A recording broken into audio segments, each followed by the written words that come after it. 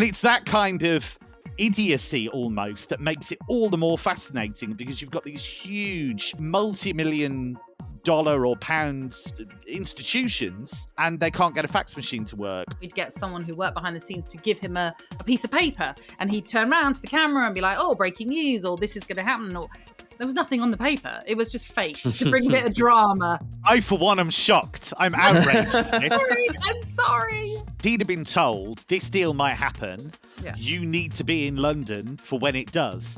But what players usually do in that situation is they go to a hotel, or they go for a coffee and they wait for the phone call. Not Peter. He thought, I'm going to go down there and just kind of bully my way in. I think players are looking at what happens in the NBA, for example, or other American sports, but certainly the NBA, shorter contracts with players being well aware of their value. Hello and welcome to This Sporting Planet, your global view of sport. From the USA, I'm Todd Harris. In London, I'm Natalie Sawyer. And from Singapore, I'm Edward Russell. In our last episode, we previewed all the sport that is coming your way across the world in January. As part of that, we spoke about football or soccer transfer window, which is open for about 1 month each winter in Europe, and see some of the biggest footballers on the planet moving clubs. And as we'll find out in this episode, it can be a wild ride for those involved.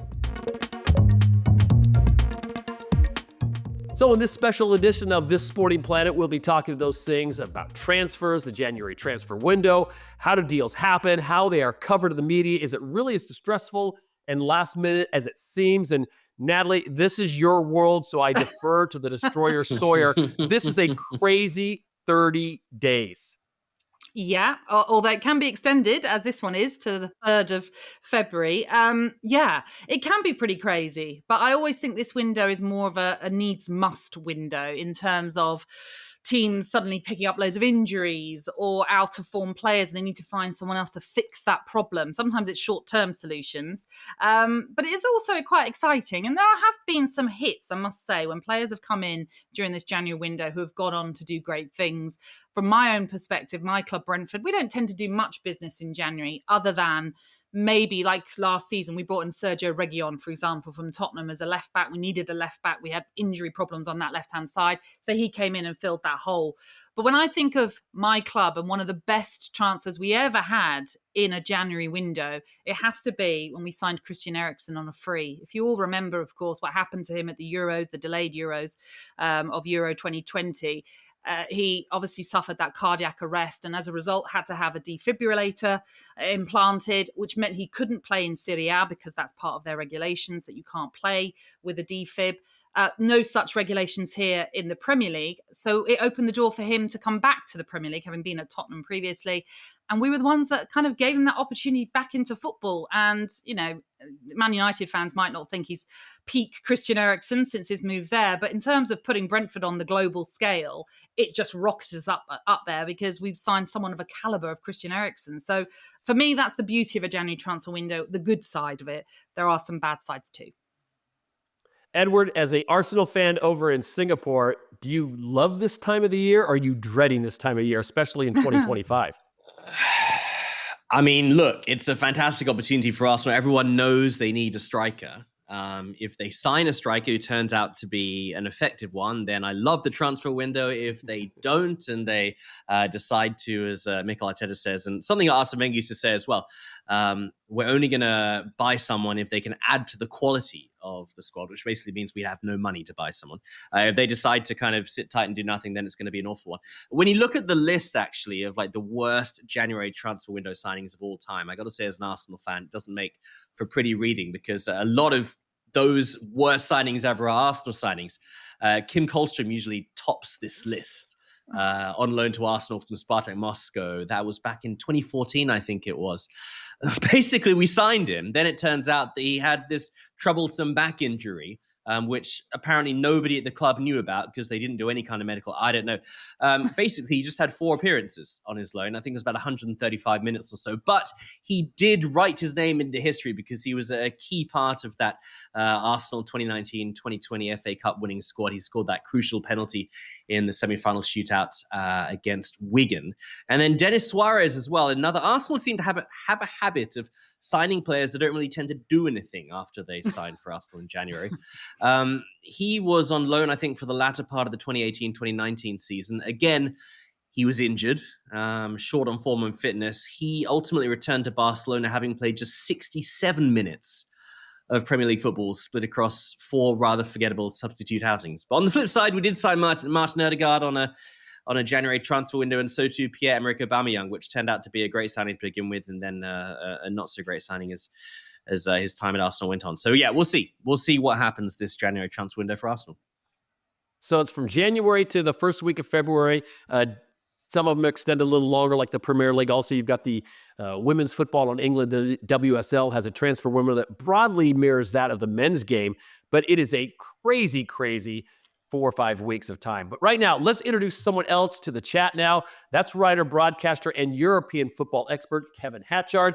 Kevin, welcome to this Sporting Planet. I'll get right to it. In general terms, first of all, what do you make of the January transfer window?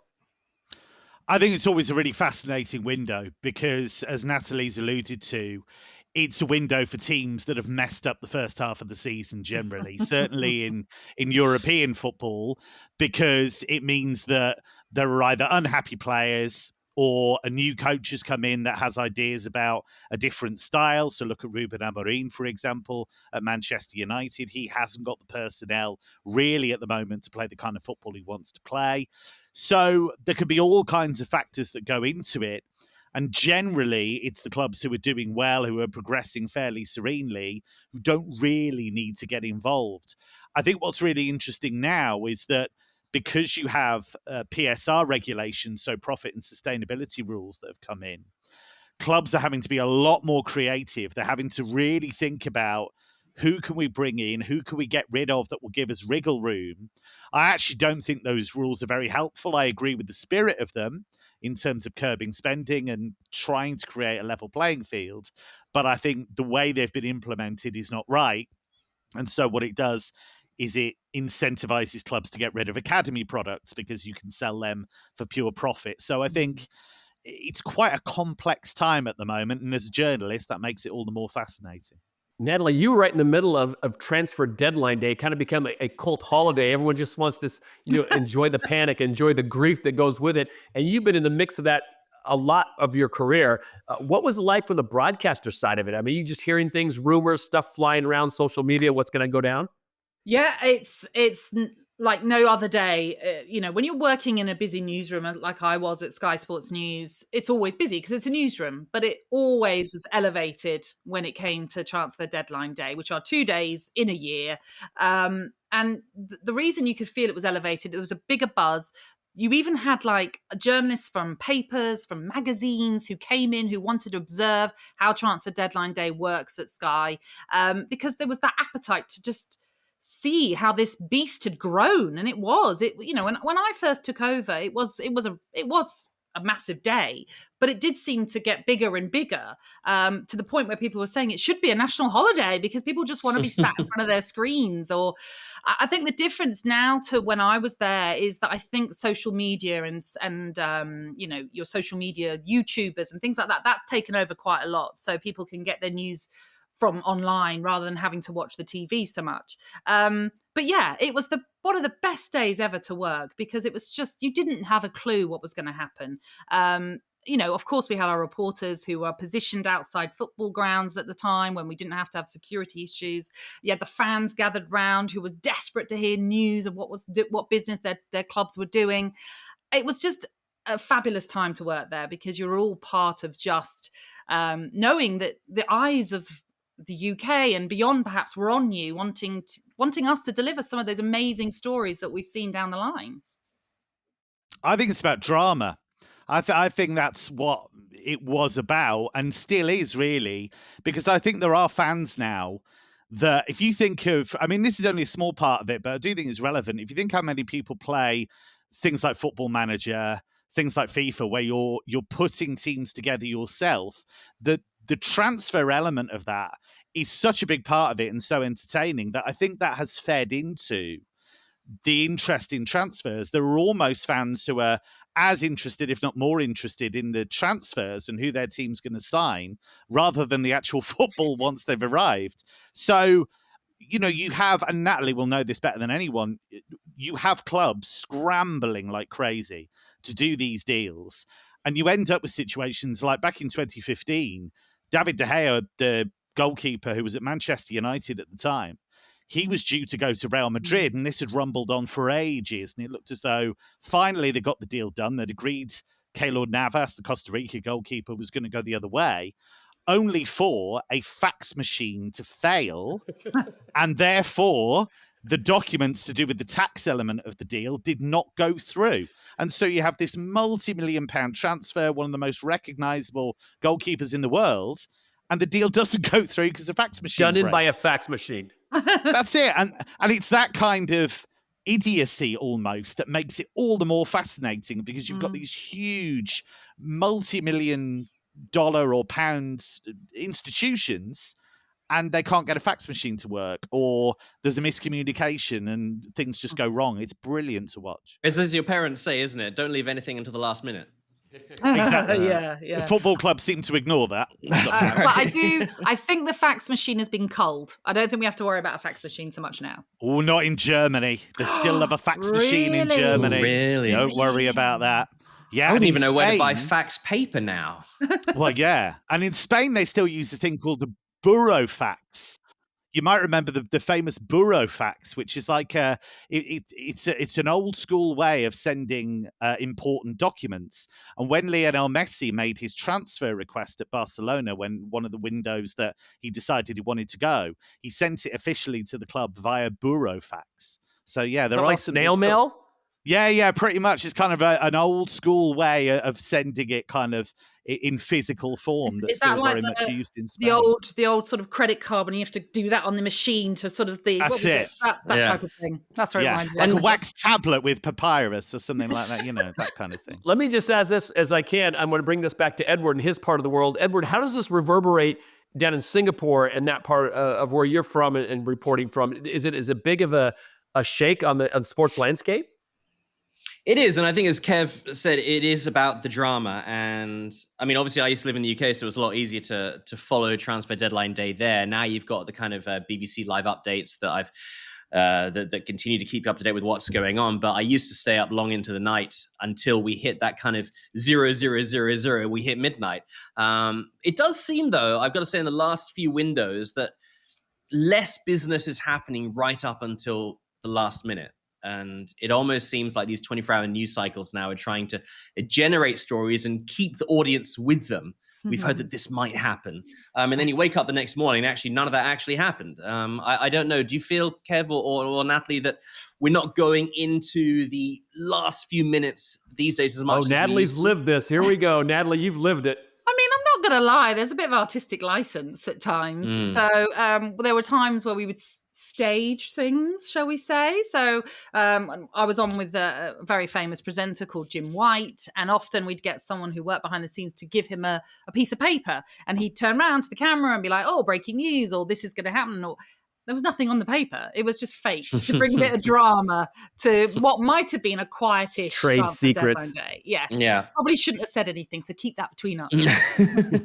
I, for one, am shocked. I'm outraged. I'm sorry.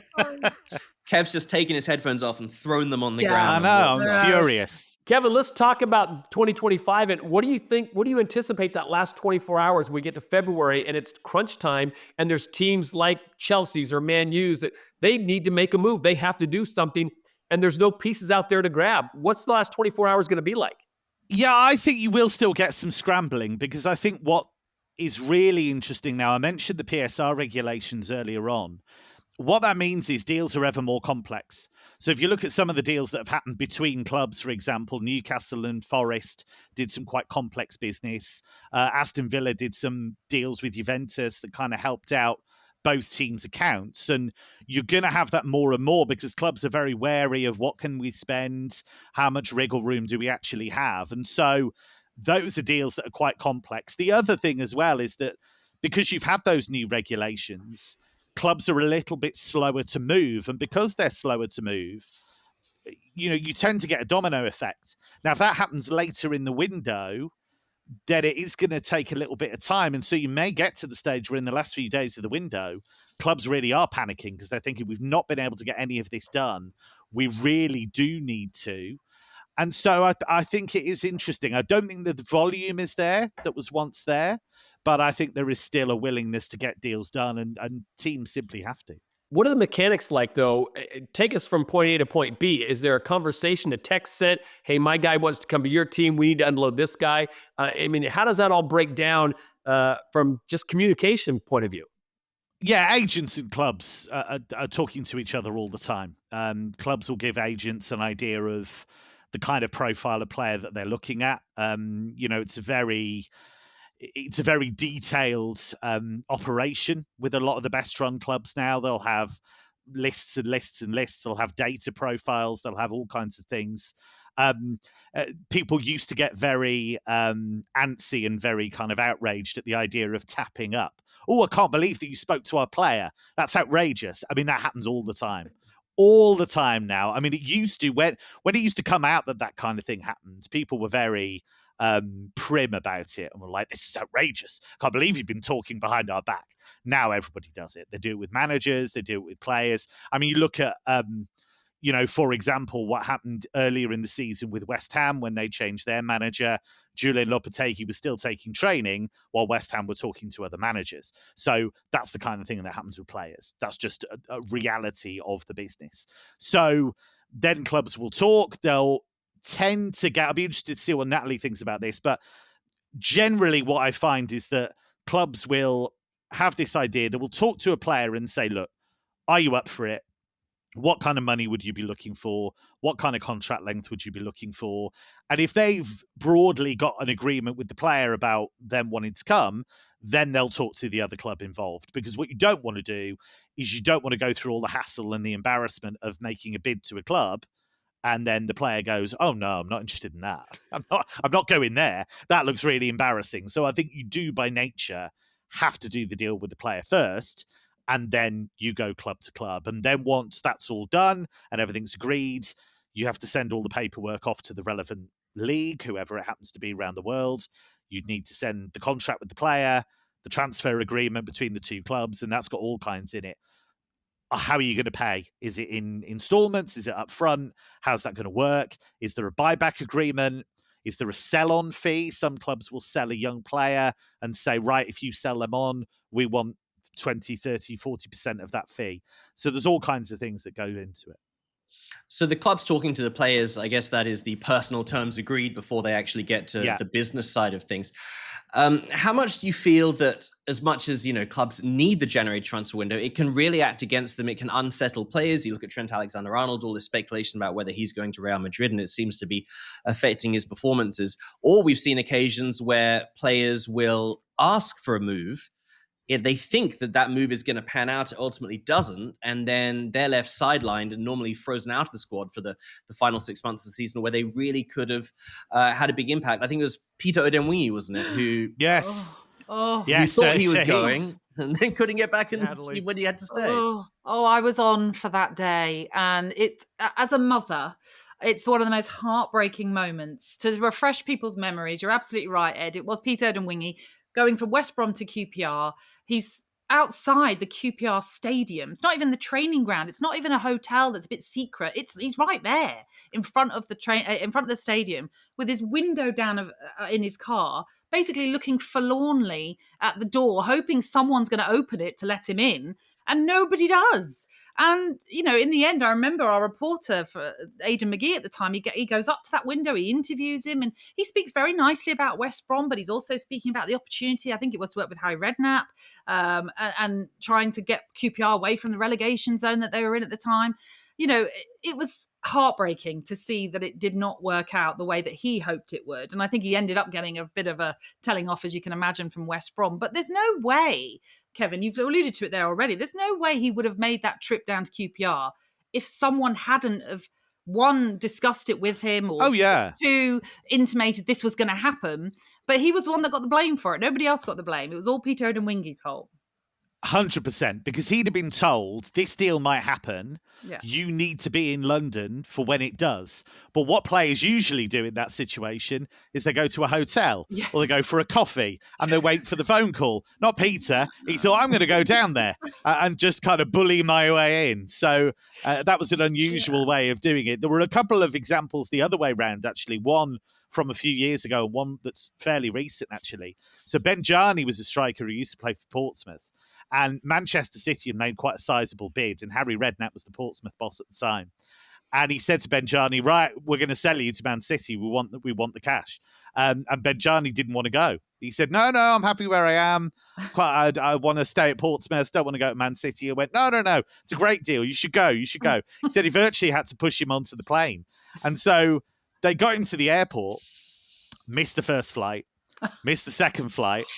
Third flight was delayed, and I think there was about 45 minutes to go when he eventually signed the paperwork for the move to Manchester City. There were reports at the time he'd fallen asleep at the airport, but I think that was probably fairly convenient, and actually he just didn't want to go.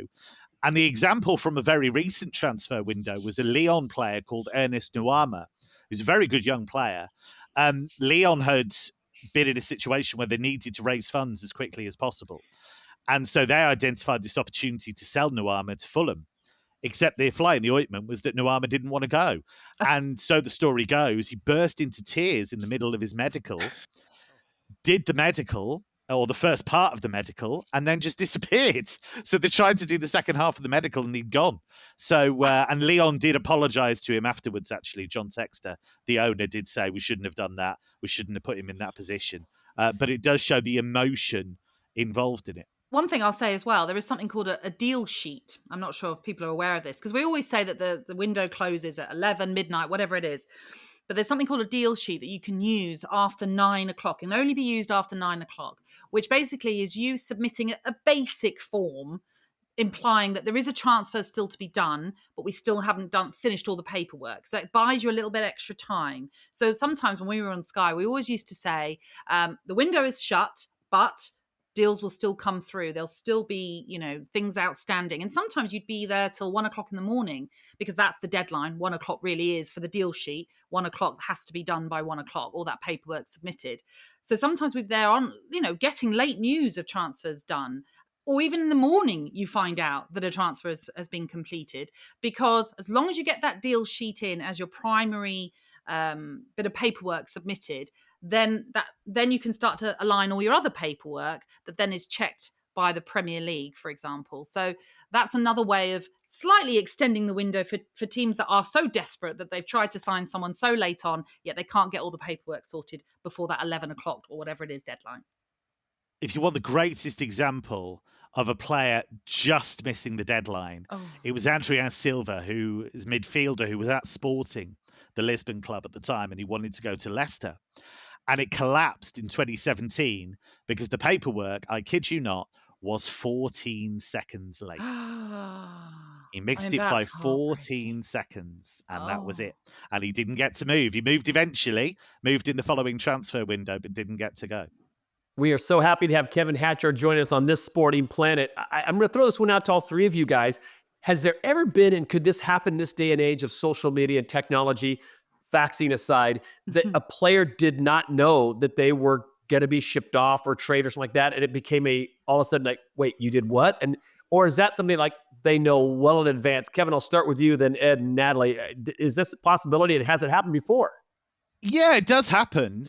You've got to have the players' agreement at some stage because they've got to sign off on a contract. But I think you do get situations where players fully wanted to stay with the club and they get told on the morning of the deadline day, mate, see you later, we've got to sell you. Because you're getting that more and more now. You're getting clubs that are looking at balancing the books and thinking, right, we have to shift players on or we're not going to be able to come within the PSR regulations, or we're not going to be able to build up capital for the next window, or there's a player we want to buy, but we've got to sell you first.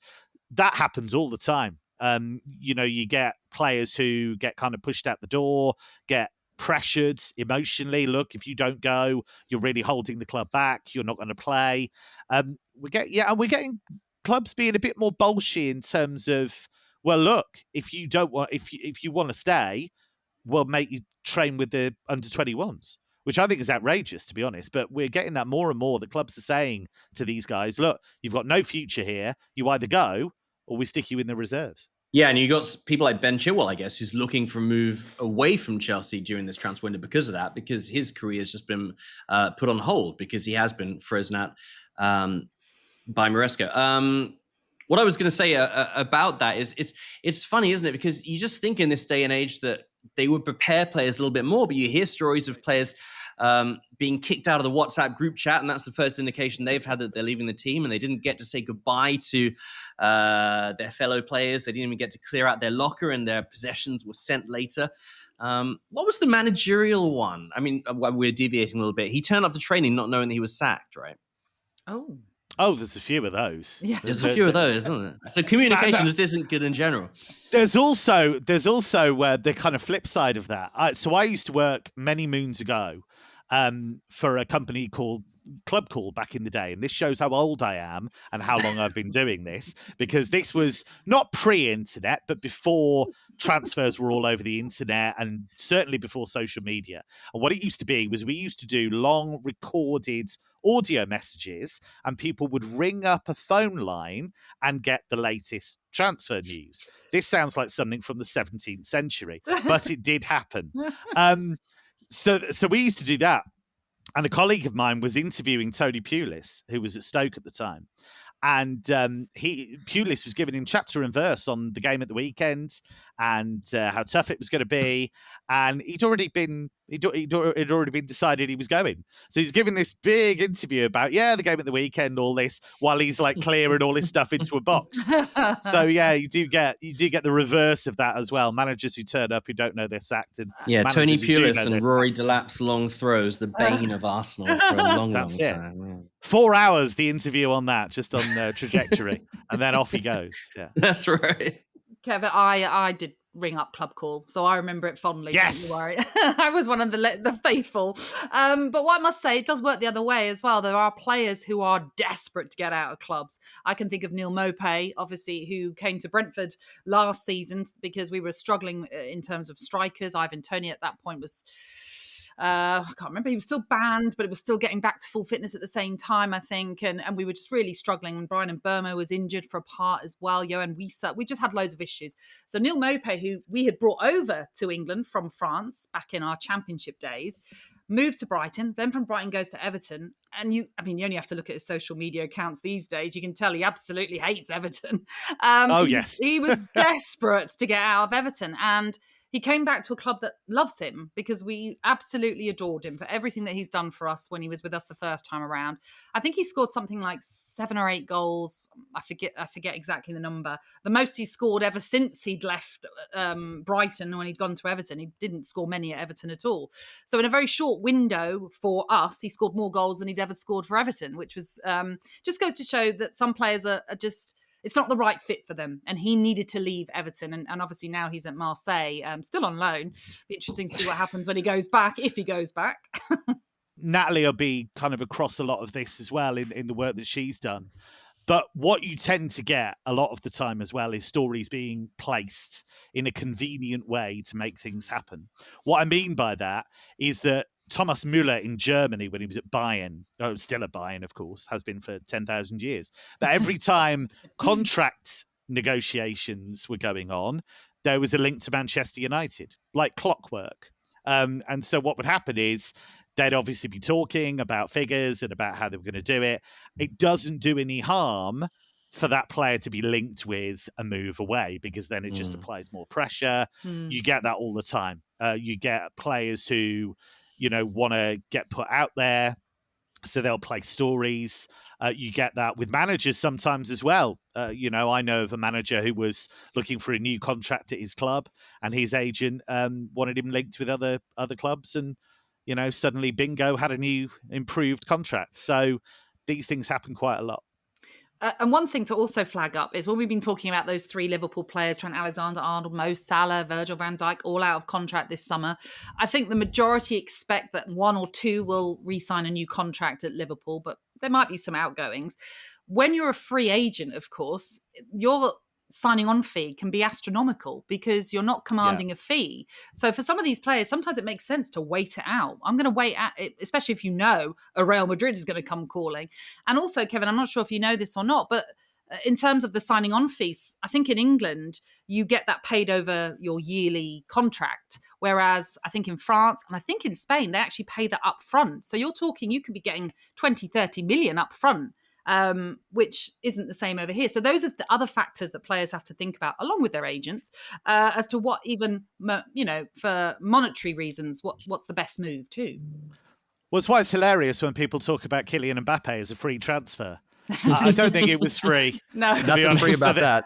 I think Real Madrid realised very quickly in the piece that it wasn't free. But I think he's actually a great example of what's happening, and I don't think it's a bad thing. I think players are looking at what happens in the NBA, for example, or other American sports, but certainly the NBA, shorter contracts with players being well aware of their value. So a player might say, well, look, I'll do 2 years here. I'll get big whack here, but I might want to go here or might want to go here. So they're plotting their career and they're thinking about having agency over their future. I think that's a really good thing, actually, because I think players are ultimately the drivers of the revenue. They are ultimately the guys that we come to see. And I think whereas clubs do need to be protected, especially lower down the pyramid, because they rely so heavily on that transfer value and that transfer revenue, I don't think there's anything wrong with players saying, well, look, I've had a great time here. I've done my bit for you. You've done your bit for me. Now it's time to move on. I think that's probably a positive thing altogether for the sport, because for a long, long time, clubs were completely in control of what players did. And even once their contracts had run out, they weren't free to do what they wanted. So I think that's a positive development that might take fans a little while to get used to, but I just think it's going to happen more and more. But on the flip side, Kev, do you think that sometimes players are a little bit misled by their agents who want that massive cut of their fee, and they become journeymen who perhaps would have been better staying in one place? I mean, you look at Ivan Toney, who's gone to Al Ahly when he could have. He's in the peak of his career, wasn't he? He was talked about for the England squad, does a fantastic job at Brentford, and potentially now he could just become one of these players that will just move around the Middle East and perhaps the US or China, well, not so much China anymore, the way that the CSL is going, but to earn money, and perhaps he's doing a bit of a disservice to his career. I think in his specific case, he might argue that Brentford could have maybe lowered the fee and brought more clubs into it, maybe. I think maybe that might be his standpoint, rightly or wrongly. Because ultimately he was in a situation where Brentford wanted a certain amount of money, and there weren't any clubs who are either prepared to pay it or could pay it. And that is indicative of the change there's been. Clubs like Arsenal, like Manchester United, clubs like that, they don't have the spending power that they had because of the way PSR has been implemented. So, in that specific case, I think that was driven by circumstance to a certain extent. And also he's a bit of a late bloomer as well. So I think, he might look at it in a different way to a player that was really hitting the heights when they were 18, 19, what have you. I think certainly players do need to take responsibility in terms of how do I want my career to go? Do I think I'm going to be playing if I go to this club? We've got loads of examples of that at Chelsea. Players who back themselves to go there and they've ended up not playing. They've ended up stagnating. So you have to be very, very careful about the moves that you make. But that's football. It's a very, very volatile sport. You can have injuries, you can have a loss of form, a manager can come in and doesn't fancy you, suddenly you're in the cold. So, yeah, I think agents are always going to push it. Players, I think, need to have a rounded view of how a move is going to affect their career. And I think moral of the story is that Kevin's bringing up is be careful what you ask for or wish for. Going back to your point about the NBA, I think that's a great comparison, because I think the NBA in the last few years has kind of led the way in what is being known now as more player empowerment. Players kind of dictating where they want to go. They don't go to one team and spend their whole career there. There's a good chance you're going to bounce around, make money, and then go max deal. So I'll bring this full circle on our conversation about transfer deadline day. Is there a big difference, Natalie and Kevin, I'll start with you guys, between the January transfer window and the summer transfer window? Is there more pressure in January? Summer, you have time to kind of build pieces together. I just feel like the January transfer window is literally like going to the grocery store or the shopping mall on Christmas Eve, and you got to find that last toy to round out your kid's Christmas. And if you don't get it, you've ruined Christmas. Well, I mean, obviously the January one is shorter. So the summer one is really when you're going to be when the season ends. I'm sure most managers, most director of footballs, technical directors, whatever they are, will sit down and say, right, what were we missing from last season that will elevate us going into the new season? And then when that summer window opens, they've got a good, 2 months, 2 months or so to actually really bring in who they want to start the season with. And I know that the summer one obviously runs into the start of a new season, whereas the winter one, as Kevin alluded to earlier on as well, it's more of a needs must. It's more we've made mistakes, we've got to correct everything. And it's sometimes, I think, what we're seeing more in January is you get more loan deals, because it's all about short term. It's about fixing those holes just to get you through to the end of the season, basically. Because again, as we were talking earlier on about player power, if you were talking about the Bukayo Saka situation, obviously injured, out for a lengthy period of time, if Arsenal wanted to bring someone in to replace him, then that player that comes in to replace him knows that once Saka is fit, you're probably going to be ousted because you're going to go back to Saka. So that's the issue you have with bringing in a player in January who's probably, as I say, if they're coming in as an injury replacement, are only going to play for a short period and then are going to have to wait it out in the hope that either Saka's form doesn't reach peak level again or maybe gets injured again for them to get back into that team. So that's why loan deals, I think, happen more in January than you'll see in the summer windows.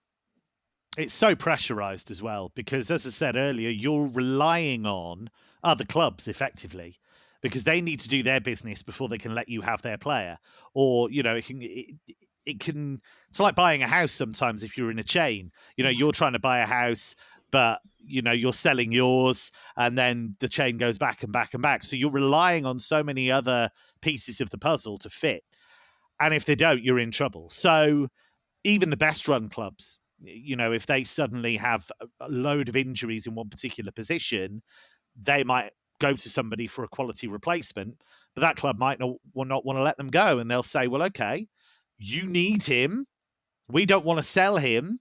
We're going to charge you X amount of money on top. So you definitely get some deals that are inflated that teams pay more for than they would have done in the summer. The other thing you get sometimes as well is that clubs go, we're going to lose this player in the summer on a free. Let's get them out the door now for some money. Yeah. And so there can be some bargains there as well. But as Natalie said, sometimes the players don't want to go because they'll say, well, okay, why would I do that? I'll see out my contract 6 months, pick up a hefty signing on fee. And also what clubs will do as well, and the Ivan Toney situation, Brentford did slap a big fee on him at one stage. I think it was over 100 million. They knew they were never going to get 100 million for him, but it was just basically to say, hands off, no one come near him. A little bit probably what Newcastle have done with Alexander Isak. I think they've said about 160 million. I don't think any club will really go to that length to pay for someone like that. They may go to 100 million, as we've seen with some of the players of late. But again, sometimes that's the warning from a club saying, we're not interested in doing business in this window, so we're going to slap a huge fee. Unless, of course, that there's a negotiation and they might come to an agreement. But it's very rare that if you're going for 160 million on a player, as in that's the fee you're slapping on them, there's no club that's going to want to negotiate with that side at that point.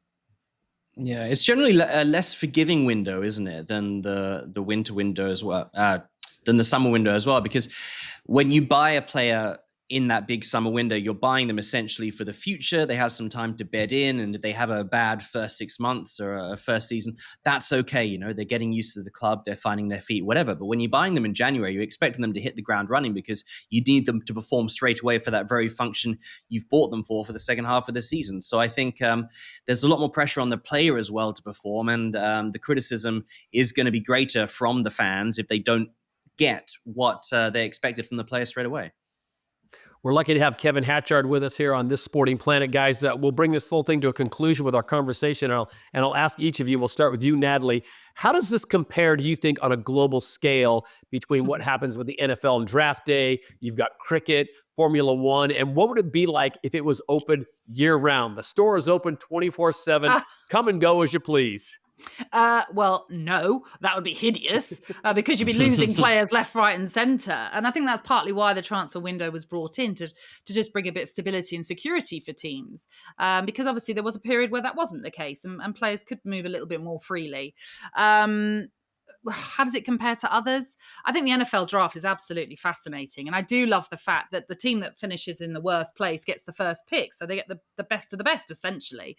It'd be lovely in a way to see that of a similar level here, but that's never going to happen. But I quite like the idea, if you look at the table as it stands, that Southampton get the first pick of a Kylian Mbappe or whoever it is, Erling Haaland.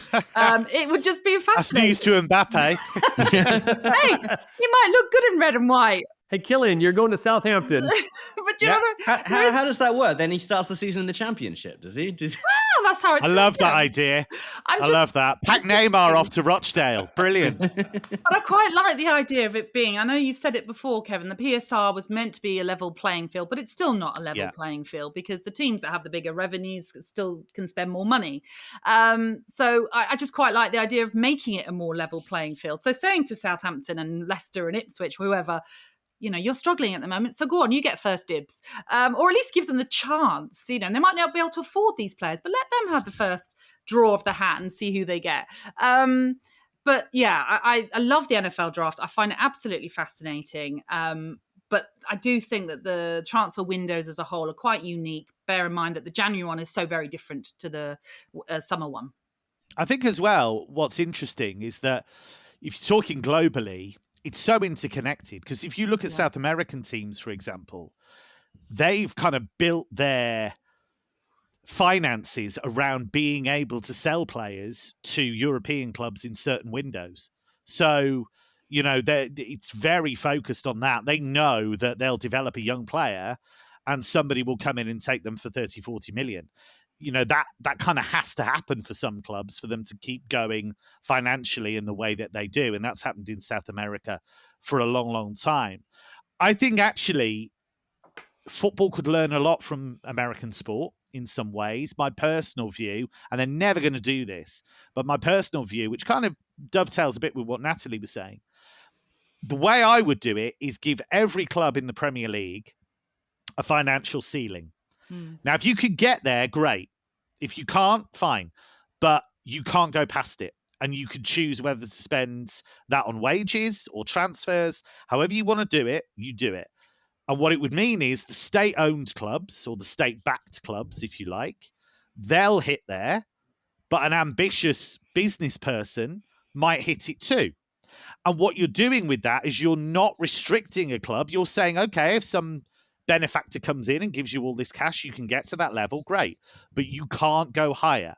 And so in theory, you're giving every club in that league the opportunity to get to that level. And so a hard salary cap. Exactly. Absolutely that. And so you'd have to make it quite high because you'd have to make it aspirational, but you'd have to make it fair. And I think then it is fair because then you won't get clubs who've got tons of money moaning because they can get there.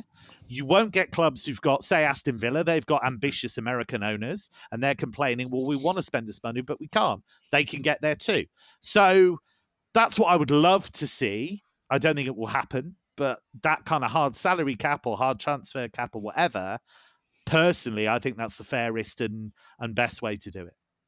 Yeah, you get that when you're playing FIFA as well, don't you? You have to constantly kind of change the percentage that you want to use on the wages, and if you do want to buy an expensive player, then you have to like offload some of the wages to allow enough money for the transfers. I do like this idea of making it more equitable. I don't know what the best answer is. When you play Fantasy Premier League, for example, you get one free transfer a week, and if you don't use it, it rolls over to the next week. So perhaps something like that. You can have a certain number of transfers per season. And maybe if you do want to make the transfer window, somebody. yeah, you can triple captain someone as well. And, all our best ideas are from games, is what you're saying, isn't it? Really, and you can wild card as well, can't you? You can ship out your entire team and bring in a whole new team for a certain weekend. Yeah. I love that. Yeah, you're all out. Go to the training ground. You're all out. We're bringing these guys in for a week. Yeah. Hey, Kevin, we appreciate your time, and hopefully you'll pop back in on This Sporting Planet and give us some more insight once we get to the end of another transfer deadline day. Pleasure. Thanks for having me. Thanks so much, Kevin. That's it for this episode. Make sure to subscribe to the show via your favorite podcast provider so you never miss an episode. We'll be back in a couple of weeks reviewing all the action from January, by which point we'll know who'll be taking part in this year's Super Bowl. Plus, who will emerge victorious at the first tennis Grand Slam of the year? Of course, the Australian Open. A huge thanks to our special guest, Kevin Hatchard. And for Ed, Natalie, and myself, and the whole of This Sporting Planet team, I'm Todd Harris. Thanks for listening.